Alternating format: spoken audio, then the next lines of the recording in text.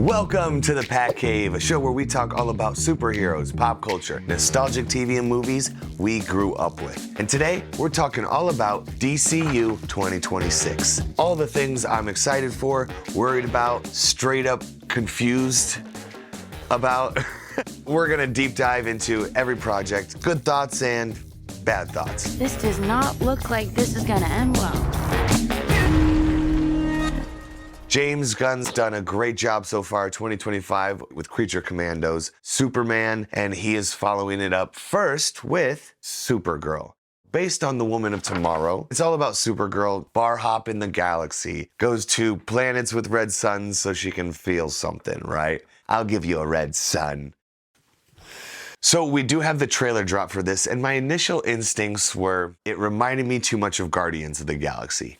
That's James Gunn's style. I would just challenge him not to make it look like that. Maybe it's just because it's at a bar and that's how the Guardians sets look. But some of the aliens, some of the costumes gave me too much of that Marvel vibe. So I'm hoping not all of the movie is like that. Now, the good is Millie Alcock. The good is Lobo, Jason Momoa. The good is the casting and the characters and great source material to start with. This movie, I think, is gonna do numbers, baby. Gonna be huge. But I will tell you, not as huge as my favorite. The one I am most excited for, Lanterns. Coming out late summer, so maybe August, maybe late August. But I am super stoked for this, obviously, because I'm a huge Green Lantern fan. There's a lot riding on it, I will say, from our last entry. Let's just say rock bottom's a great foundation. No, it wasn't that bad. We have gotten a teaser. There's some good and bad. I wouldn't say bad because we don't know yet. Good and bad is an easy category. So the good is the casting. I am so stoked that Kyle Chandler's in there, Aaron Pierre, Ulrich Thompson, and more people are coming out as we speak. Now, the bad, I'm just worried about the grounded vibe. Now, I know the showrunner's been quoted saying that it won't disappoint classic fans, that we'll still get to see the cosmic side. But all the teasers we've gotten right now is strictly grounded Midwest, true detective vibes. So I'll stop sweating once I see them in their suits and see some space stuff, you know what I mean? Yeah, I'm not worried. Anyway, on to the next project. We're talking about Clayface. Now, this is a surprising one for most fans because we don't have a Batman yet.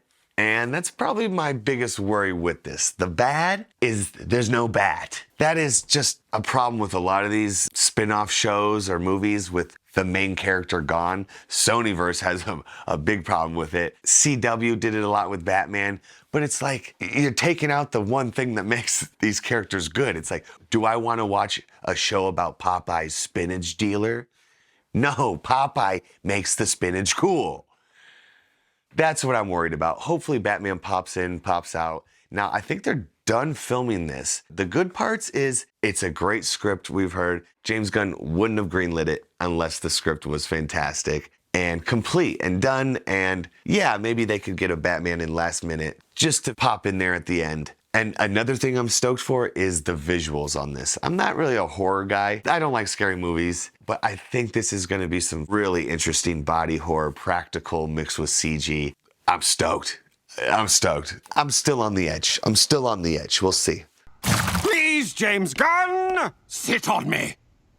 So those were the shows we know we're getting in 2026. Now these next ones have either started production or are rumored to start in 2026. And we're gonna start it off with Jimmy Olsen getting his own show. This would be like a Daily Planet investigation series. I hear Gorilla Grodd is gonna be in it. That's good. Hey, monkey boy! Why don't you go climb a skyscraper? I guess the good part would be expanding Metropolis and getting to flesh out some characters that might not make it to the movies. Now, the bad is how I would define the women Jimmy be getting. Dang!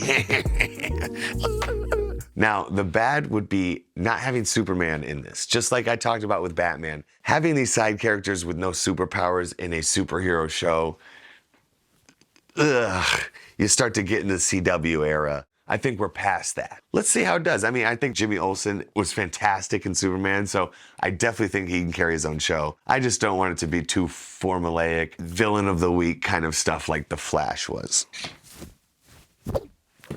So next up, let's talk about Wonder Woman, Paradise Lost. James Gunn talked about this a long time ago, and it should start production in 2026.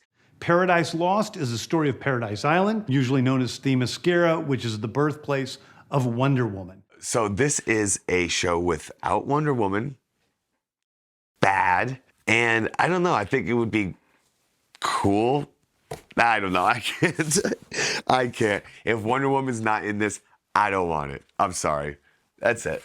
This would be a great competitor with Game of Thrones, House of Dragon, Rings of Power. More like Rings of Sour. Sauron. There's something there. All right, our last rumored production start of 2026 would be Booster Gold. Whether they're going to do a series or a movie, I'm pumped regardless. Now, the good part of that for me is his relationship with Blue Beetle. I love their bromance. I love the adventures they get into. And I'm a huge fan of Blue Beetle. I love that James Gunn kept him in the DCU. He's going to be getting his own animated show. Super stoked about that. Haven't seen anything about that or heard anything about that. We need to hear more about that.